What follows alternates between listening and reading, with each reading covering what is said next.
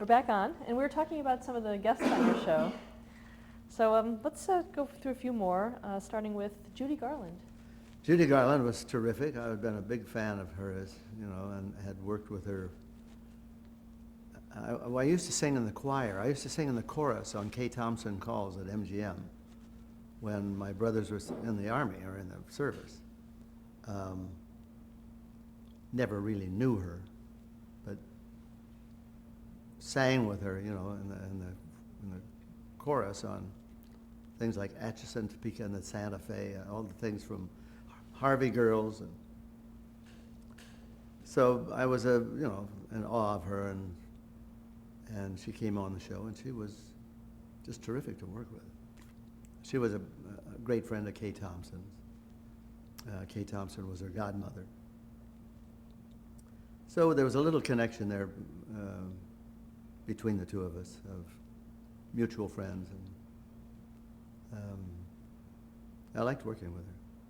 How was she during rehearsals? Did she? She was terrific. She wasn't in the best health when she was on my shows. She couldn't hold notes out as long as she used to do, but she was there. She's a trooper. She worked. Do you have a favorite bit or piece that you did with her? With her? Yeah, I love the thing that we did, which wasn't musical at all. It was a little sketch that we did at a makeup table. I asked her if she would teach me how to make up properly. And then the music behind it was just a piano playing. So that was the kind of flavor of the thing. And she would teach me how to put on a mustache, or she'd paint a mustache on me. And then I would paint a mustache on her. And just over a period of time, it got wilder and wilder, and then she'd take a powder puff and go with me. And I'd take a powder puff and go with her. And then she'd put a lot of talcum powder on the thing and a bigger powder puff and go boom. And that kept up until until she finally got a big pillow and put the thing on and then whacked me across the face. It was funny, and it was fun to do with her. I mean, it wasn't just singing a song, but those are the kind of things that I like so much, enjoyed so much, is doing things with people that were not just songs.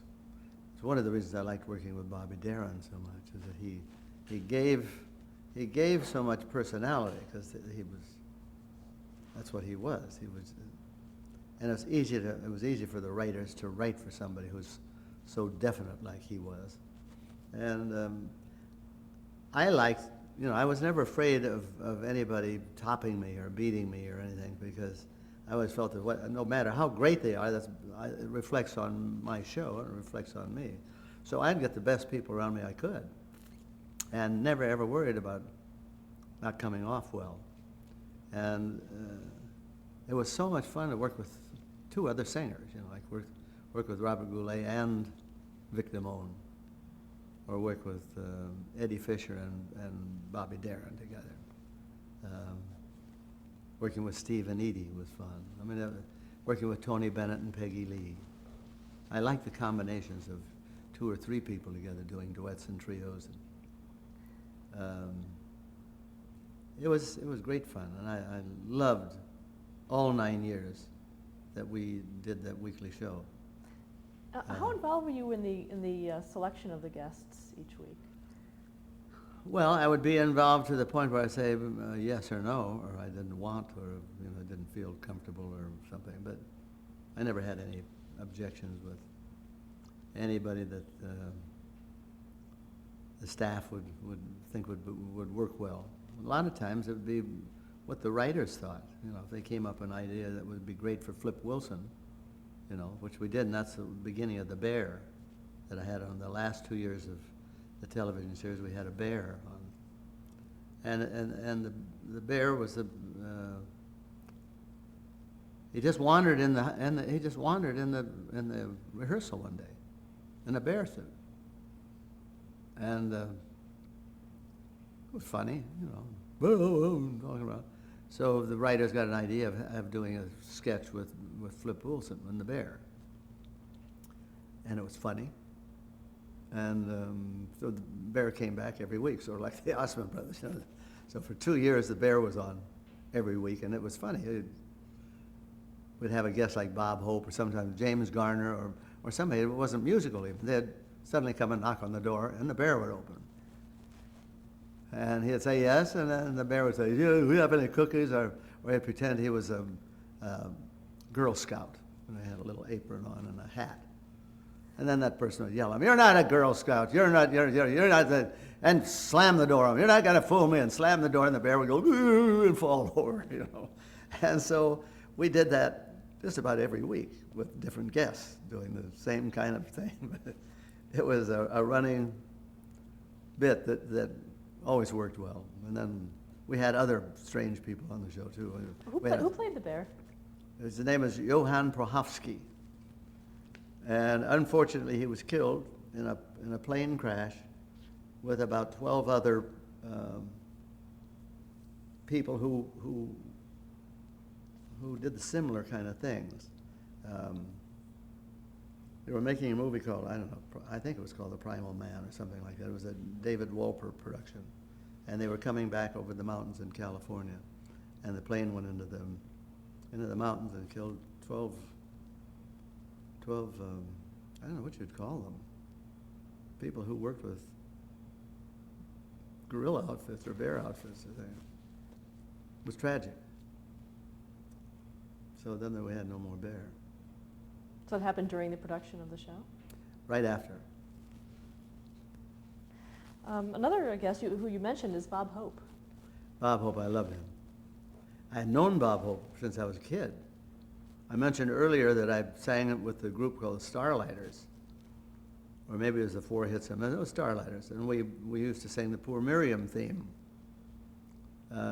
Miriam was something that was in, Miriam was a girl. Poor Miriam didn't use Irium. Irium was in Pepsodent toothpaste or something. It was supposed to make your teeth whiter or something. And we used to sing that commercial. And I was like 15, 16 years old. So I've known him that long. Same with Bing Crosby. I first met Bing Crosby when my brothers and I moved with our family, to Los Angeles in 1944. Bing Crosby was looking for a group to sing with him on a song that he had done in a movie with a boys' choir. And the movie was Going My Way, and the song was Swinging on a Star. So the Williams Brothers sang with Bing Crosby on Swinging on a Star. It's a big record for Bing. I think we got $25 a piece. But that's when we first met Bing Crosby. We were just in awe, and you know, such a big star. So it was so gratifying, you know, years and years later, to have him as a guest on my show and sit on a stool right next to him and sing medleys and things. It was terrific. Julie Andrews. I was in love with Julie Andrews. She was on 2 or 3 times. Such a lady, so beautiful. We all adored her. Still do. Jimmy Durante. Jimmy was funny.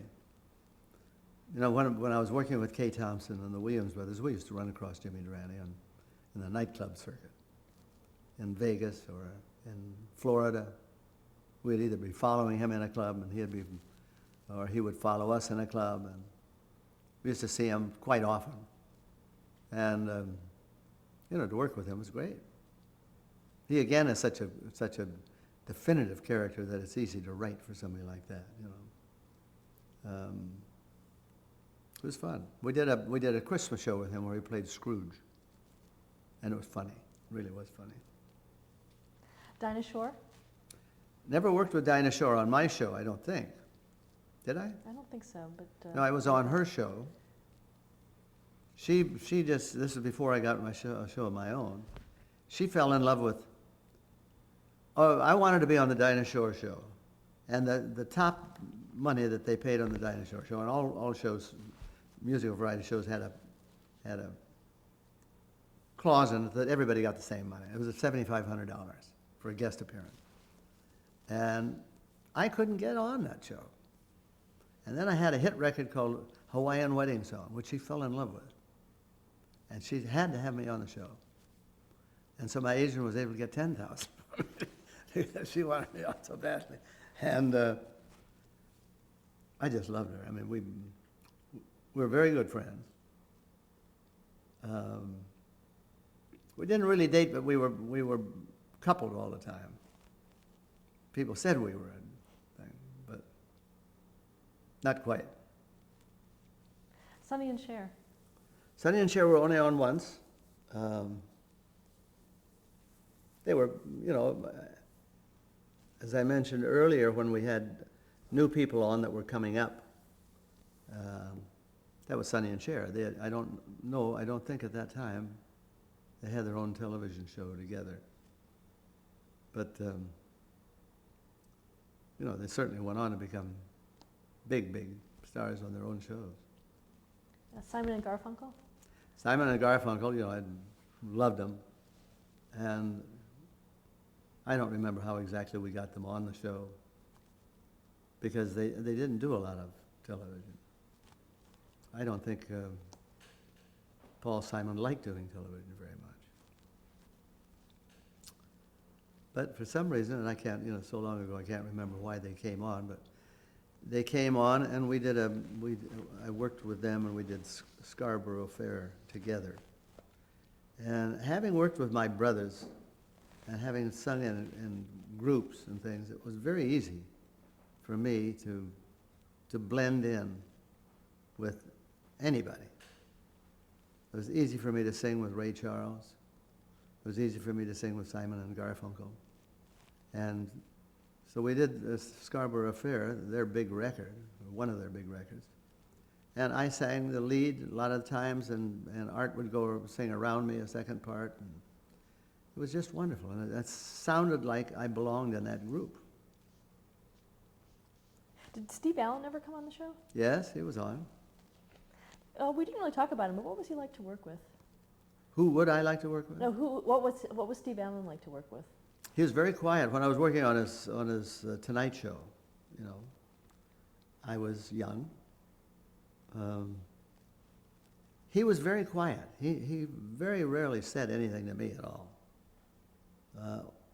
Most of the time he was thinking, and most of the time he was talking into a microphone, and because he kept track of everything, and every thought he ever had, he would tell it on his little microphone, and he'd write it down, and he wrote books, and he wrote song.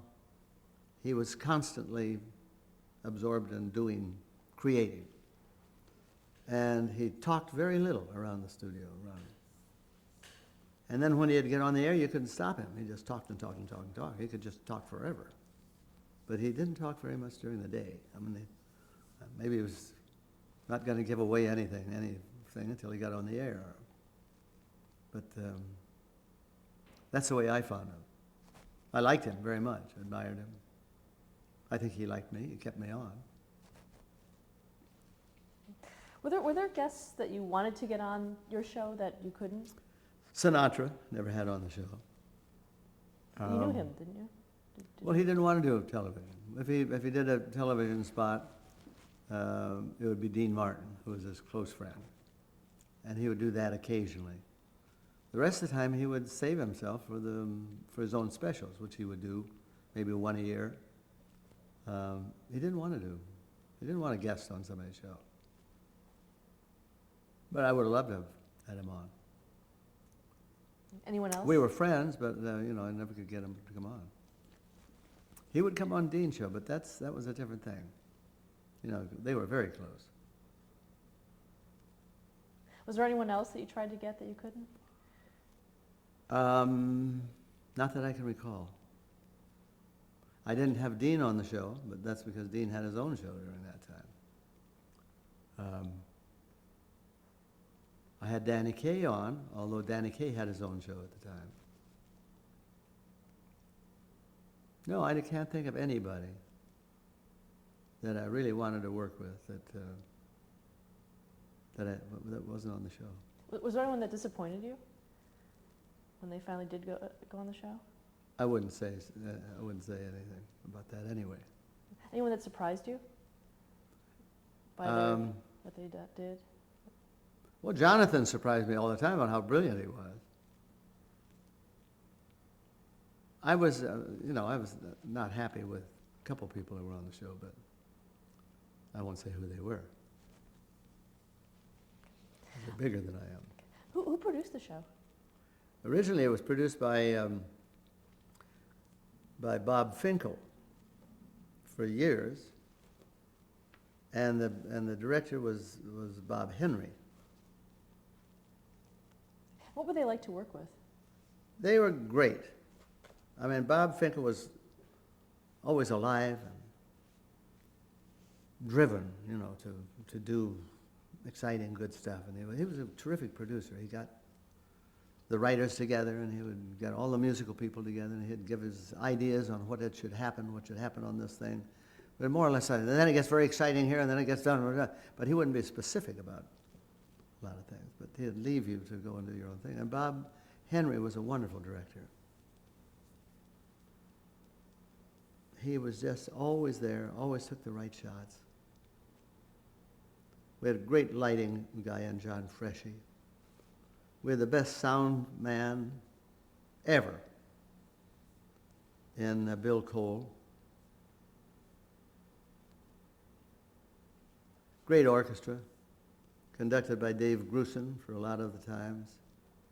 Then when Dave decided he wanted to do movies, then it was taken over by Jack Elliott and Alan Ferguson. And then later on, the last couple of years of the show, we had I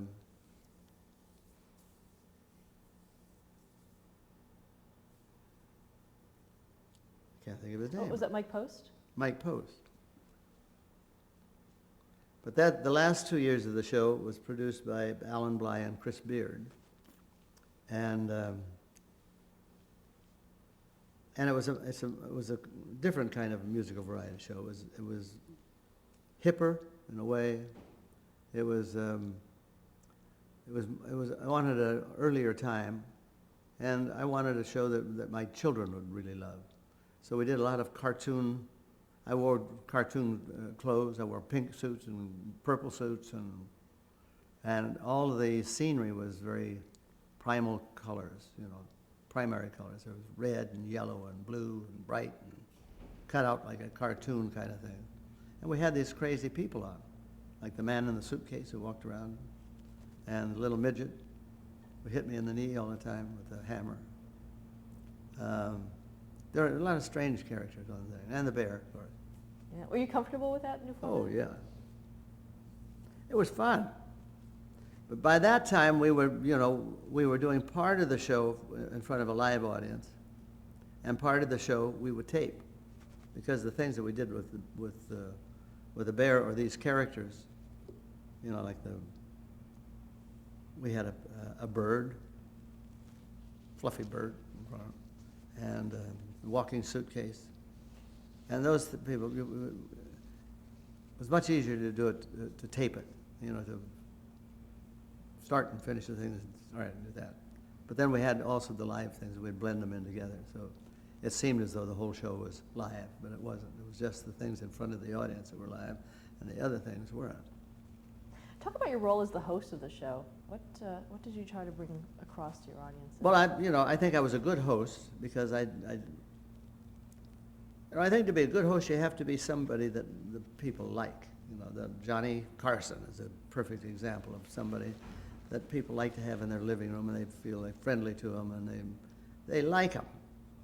And they liked Perry Como.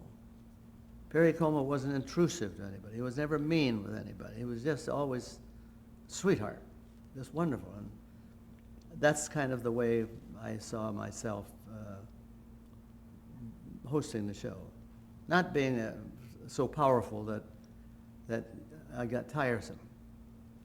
I sometimes think that if Frank Sinatra, for instance, with his great personality, dynamic personality, I think maybe you'd tire him over a period of years because it's just too much to take all the time. So I think that's important with somebody who has a longevity on television, that they're not that powerful, that they just are likable and are good at doing what they're doing. And that's what I think I brought to the show. How were you able to make that come across on the camera? I don't know. I just am one of those lucky people, I think, that didn't try very hard and it worked. Did you have much interference from the network executives? No. I mean, our show was not controversial. It wasn't the Smothers Brothers show. We didn't do anything political. We didn't want to be that kind of a show. We wanted to be a show that the whole family could watch. But we wanted it to be good stuff. We wanted it to be if it's going to be for kids, we wanted it to be, the good groups. We didn't want the real raunchy rock and roll acts. We'd rather have the Beach Boys, or we'd rather have Peter, Paul, and Mary, or we'd rather have Herb Alpert and the Tijuana Brass, or the Brazil 66, or, we didn't get into the really tough rock and roll stuff. And we just tried to do a show that each section for the audience was well done. And I think we succeeded in doing that. Was there a theme song for the show? Yeah, Moon River. And that came about because when I first started the television series in 1962, the theme song was Hawaiian Wedding Song. It was my biggest, maybe not the biggest record, but it just seemed like a good theme, do Hawaiian Wedding Song. And during the first season, I was asked to sing Moon River on the Academy Awards. And we knew that it was going to win the Academy Award because it had a big hit record by Henry Mancini, had a #1 record, a million seller by Jerry Butler. It was very important in the movie, Breakfast at Tiffany. And it just seemed that of the songs that were up that year, that it just couldn't miss. So I called Columbia Records. I had just been with them a short time, and said, I'm going to do it on the Academy Awards in 6 weeks, and I think we ought to go in and record Moon River now, and in an album, call it Moon River and Other Great Movie Themes, and get it out. And they said, great idea. So we went in and recorded 12 movie themes, big ones, Mona Lisa and that quality song. As Time Goes By, Might As Well Be Spring. And we did Moon River, of course.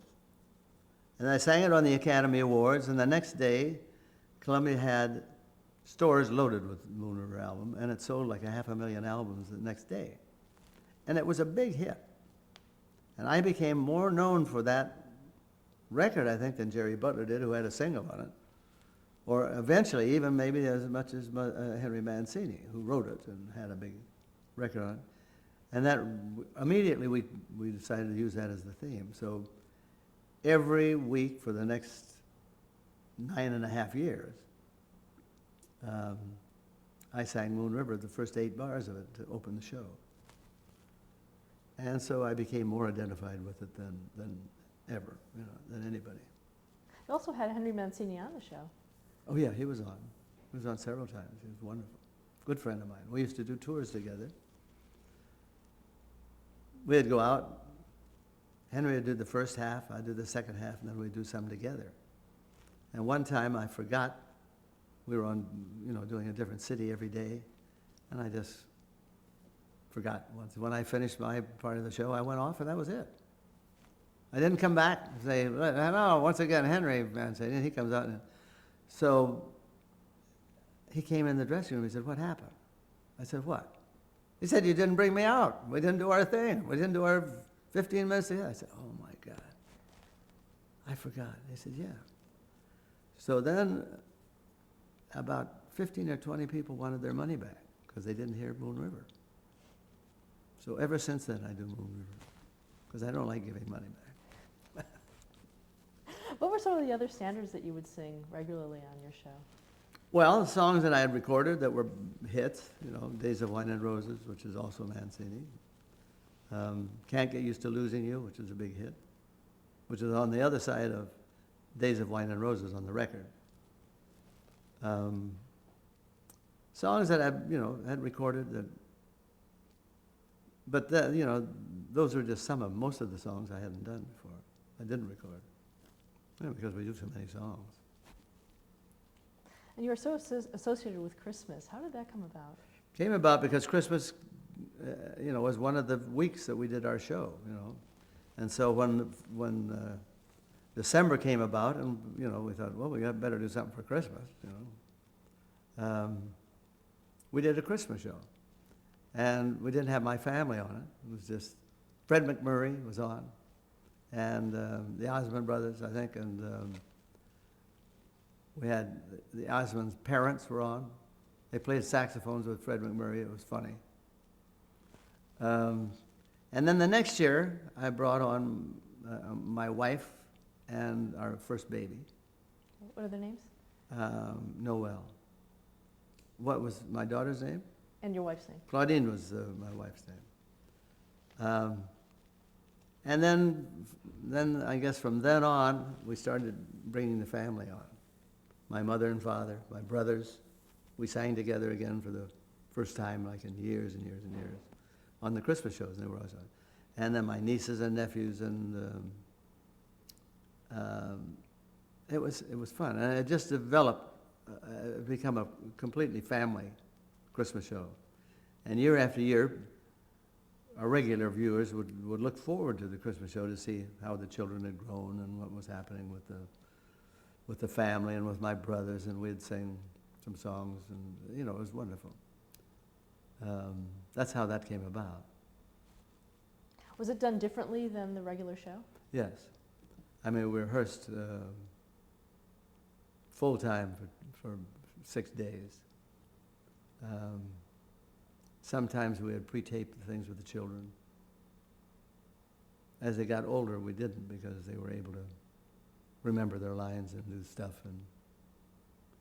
But I have the greatest home videos of my children in the world, because they were all done on the shows, with professional people lighting it. And so every Christmas we play some of those family Christmases. Were they comfortable on camera? Oh yeah, they loved it. My father and mother loved it, because it got all of us together for a full week, in early part of December, because we had tape it ahead of time. There's a song that's especially associated with you and Christmas time. At Christmas? Yeah, the George Weil, who was a vocal director, who wrote all of the choir stuff and all of the duets and trios and things that I did with all the guests. He wrote a song just for the show. I think the second Christmas show we did, called Most Wonderful Time of the Year. So I did that, every Christmas. And then other people started doing it. Suddenly it's become, not suddenly, but over the 30 years, it's become a big standard. It's, I think it's one of the top 10 Christmas songs of all time now. All came about from the show. Okay, let's stop there to change the tape. Yeah.